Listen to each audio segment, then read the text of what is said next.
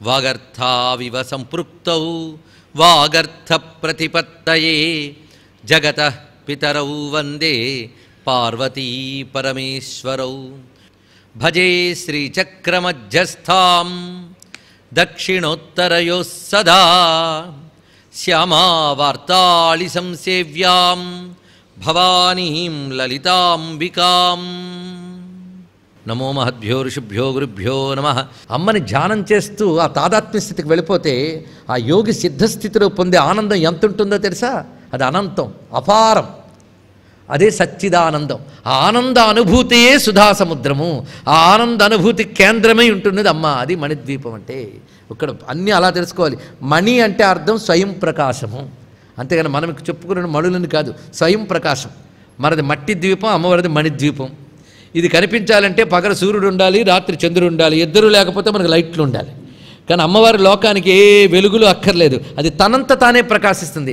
తనంత తానే ప్రకాశించే లక్షణం ఉన్నది కనుక మణిద్వీపం. పూర్వం కోటల్లో దీపాలు ఉండేవి కాబట్టి మణులు పెట్టేవారట. వీడు మణిదీపాలు అంటారు. రాత్రి అయ్యేటప్పటికి వాటి వెలుగే మొత్తం వ్యాపిస్తుంది. స్వయం ప్రకాశక లక్షణం కలిగినది అని అర్థం. అందుకే యద్గత్వా ననివర్తంతే తద్ధామ పరమం మమ అని భగవద్గీతలో స్వామి చెప్పినట్లుగా న తద్భాసయితే సూర్య న శశాంకో న పావకః అని వర్ణించారు కదా అక్కడ. అలాగే నతత్ర సూర్యోభాతి న చంద్ర తారకం నేమా విద్యతో భాంతి కుతోయమగ్ని. ఉపనిషత్తులు చెప్పినట్లుగా సూర్యచంద్రాదుల అవసరం లేకుండా స్వయముగా ప్రకాశించే ద్వీపం మణిద్వీపం. కనుక అమృత సముద్రం అంటే ఆనంద లక్షణం, మణిద్వీపం అంటే స్వయం ప్రకాశక జ్ఞాన లక్షణం. ఈ జ్ఞానానందములకు కేంద్రమై ఉన్నటువంటి తల్లి అమ్మవారు. ఇది మణిద్వీపమునగా అర్థం చేసుకోవాల్సినది జ్ఞానపరంగా. అందుకు సుధాసాగర మధ్యస్థ అక్కడుందండి ఈ తల్లి. పైగా సుధా అంటే సృష్టి ధారయతే ఇది సుధా. ఈ సృష్టినంతటి ధరించే శక్తి దానికి ఉందిట. మొత్తం ప్రపంచానికి అది కేంద్రం కనుక సుధాసాగర మధ్యంలో ఉన్నటువంటి తల్లి. ఇంతవరకు మనకి శ్రీమన్నగర వర్ణన పూర్తయిపోయింది.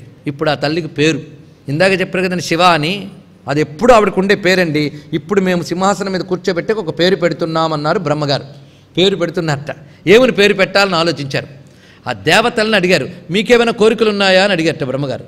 అబ్బే కోరికలు లేవని. మర్చిపోయారా? బండాసురుడి నాశనం ఇవన్నీ కదా మన లక్ష్యం అంటే అవన్నీ మర్చిపోయాం. ఎలాగో అమ్మ చూపులు మా మీద సోకగానే అసలు కోరికలన్నీ తీరిపోయాను. అన్ని కోరికలు తీరిపోవడం అంటే సామాన్యం కాదు, అది పరిపూర్ణమైన ఆనందం. ఆ స్థితి అమ్మ చూపుతో ఇచ్చిందండి వాళ్ళకి.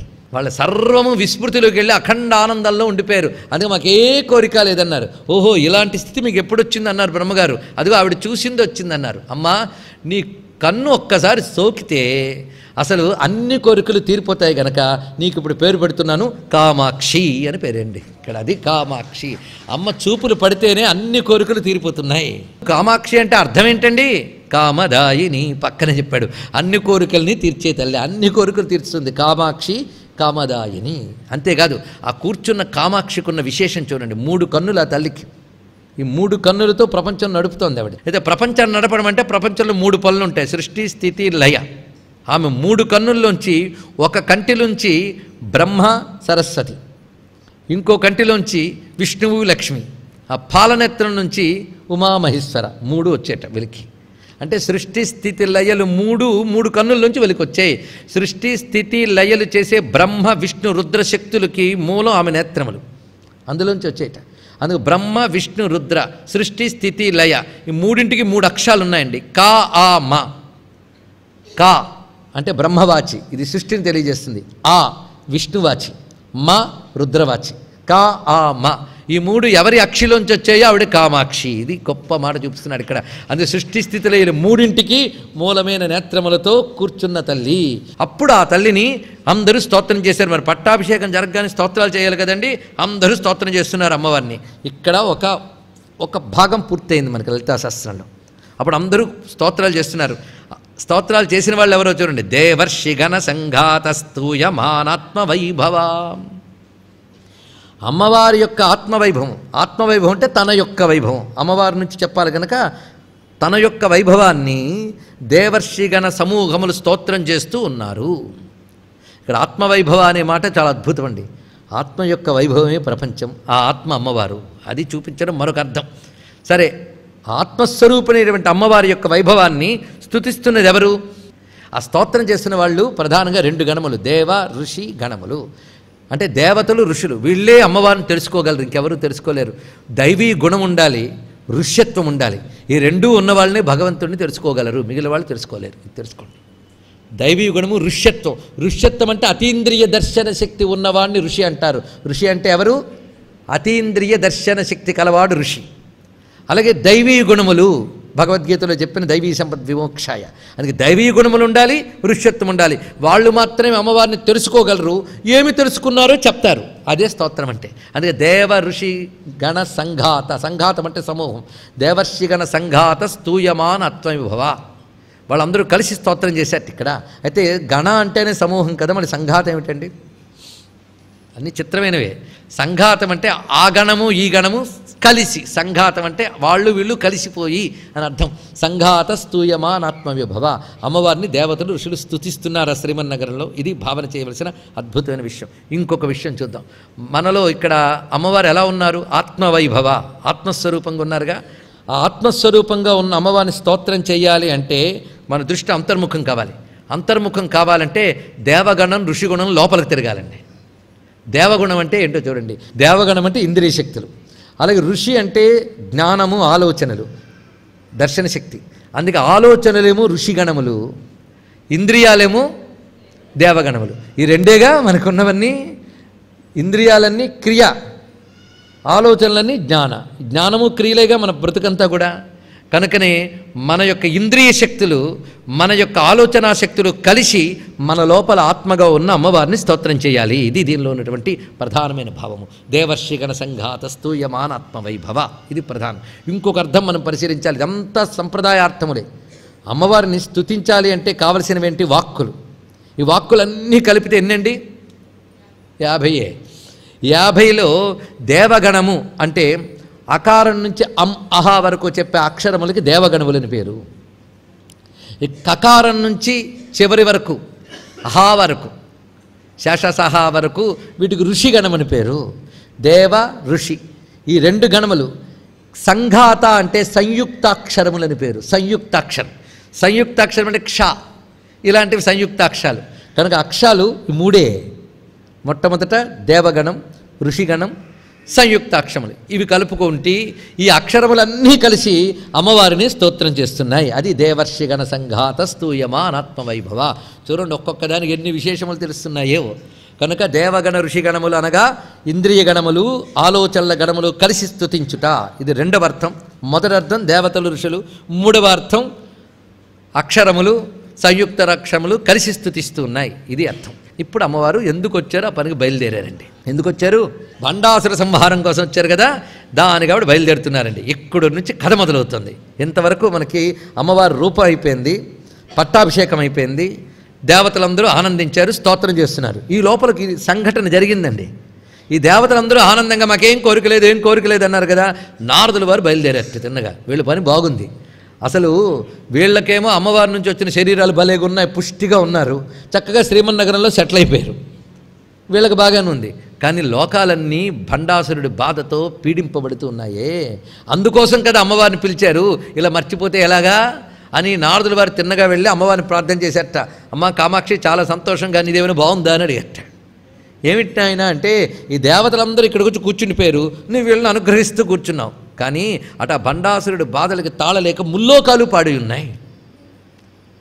అందుకు వాటిని కాపాడవలసినటువంటి బాధ్యత వీళ్ళది. వీళ్ళకి శక్తి రాగానే సర్వశక్తి స్వరూపుడిని ధ్యాసలో పడి వీళ్ళు మర్చిపోయారు. ఇది నిజంగా గొప్ప విషయమేనండి. ఆయన గుర్తు చేసేట. అప్పుడు ఆవిడ అన్నది, కాసేపు వీళ్ళందరినీ ఆనందంగా ఇక్కడ ఉంచాను, కానీ భండాసుర సంహారం చేయడం నాకు ఉద్దేశం నాయన, నాకు అన్నీ గుర్తున్నాయి.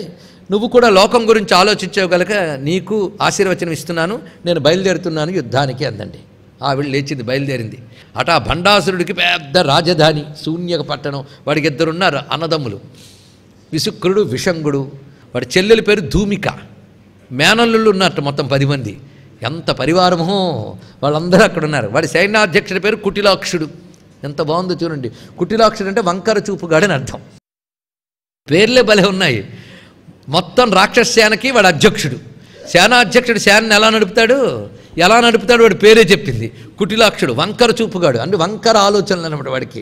కనుక వాడు రాక్షస్యాలన్నీ వంకర బుద్ధులతోనే నడుస్తుంటాయి. అందుకు వాళ్ళ సైన్యం అలా ఉంది. ఇప్పుడు అమ్మవారు అంత కౌంటర్ తయారవ్వాలి కదండి, అంత సేనలు నమ్మకుండాలి. చూస్తూ ఒక్కరు ఎలా వెళ్తారా అని చూస్తున్నారు. ఒక్కసారి అమ్మవారు మందహాసం చేసేట.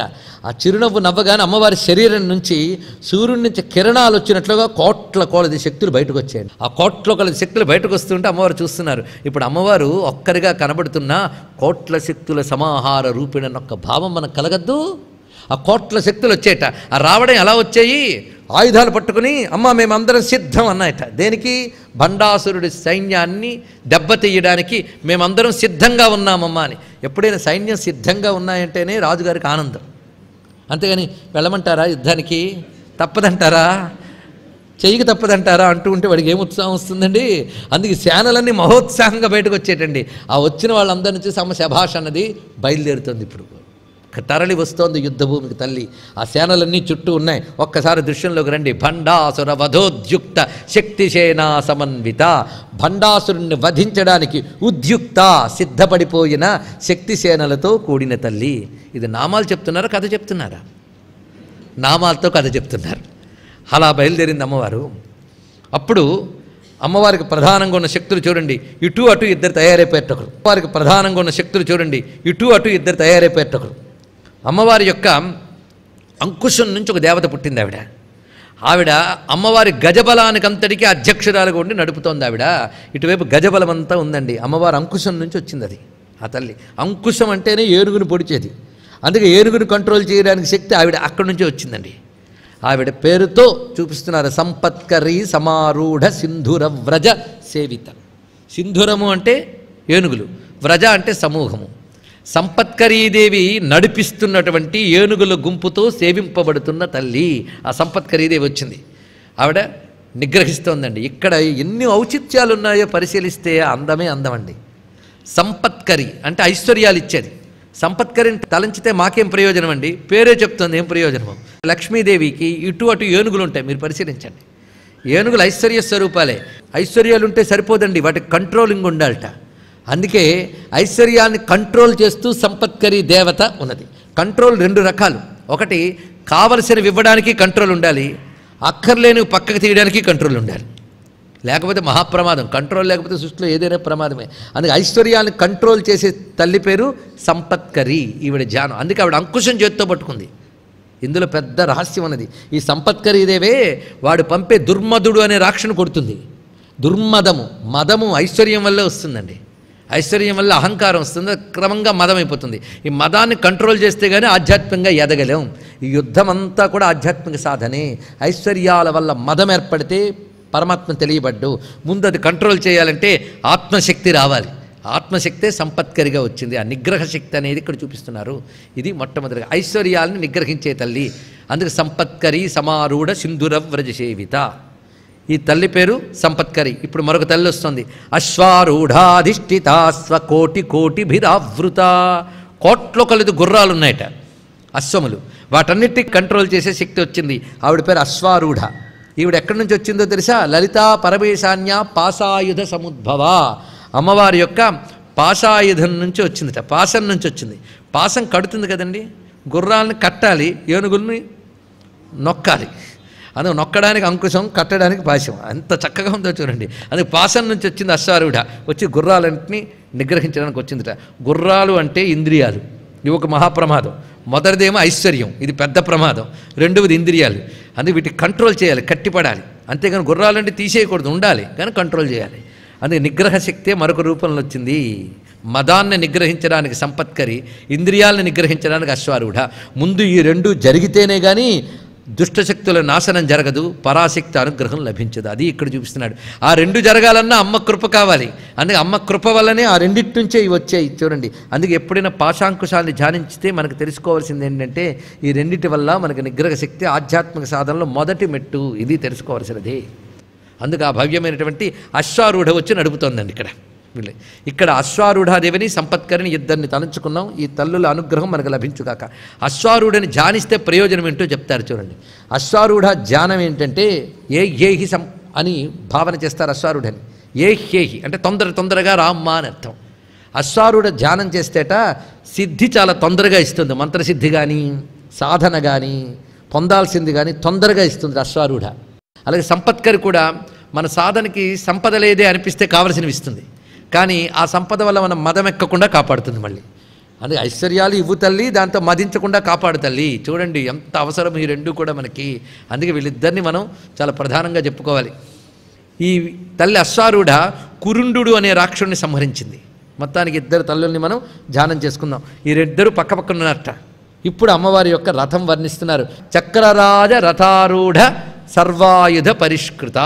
అమ్మవారి యొక్క చక్రరాజం తయారైపోయింది. అంటే శ్రీచక్రం అమ్మవారి రథం. యుద్ధానికి వెళ్ళేటప్పుడు శ్రీచక్రమే రథం అయిందిట. అంటే శ్రీచక్రంలో ఉన్న మంత్రశక్తులే ఆయుధములు దేవతలు, ఈ రెండూ కూడా. ఇది తెలుసుకోవాల్సింది. మొత్తం శ్రీచక్రంలో నవ ఆవరణల్లో ఒక్కొక్క ఆవరణలో ఎంతమంది దేవతలు ఉంటారు, అదే ఖడ్గమాలు కదా. మొత్తం ఆ దేవతలందరూ వాళ్ళ చేతుల్లో ఆయుధాలు. ఇవే ఇక్కడ సర్వాయుధ అంటే సర్వ మంత్రశక్తులతో ఉన్న శ్రీచక్రం సిద్ధమైంది. ఆ శ్రీచక్రానికి మనం కూర్చున్నాము అంటే ఆ శ్రీచక్ర రూపంలో అమ్మవారు వచ్చి మన లోపల భండాసురుడిని కొట్టడానికి వస్తున్నారని అర్థం. ఇకదంతా ఇప్పుడు మనం తెలుసుకుంటూ ఉండాలి. భండాసురుడు పోయాడో మోక్షమే. అందుకే చక్రరాజం, శ్రీచక్రానికి చక్రరాజం అని పేరు. చక్రం అంటే యంత్రం. యంత్రాలు ఎన్ని ఉన్నా యంత్రాల్లో రాజు లాంటిదండి శ్రీయంత్రం, దాన్ని మించి మరొకట్లేదు. అందుకే దానిపై చక్రరాజ. ఆ రథంపై ఆవిడ కూర్చుంది. రథం ఉందంటే మొత్తం వార్ఫేరు ఎక్విప్మెంట్ అంతా రెడీగా ఉండాలి కదా రథంలో.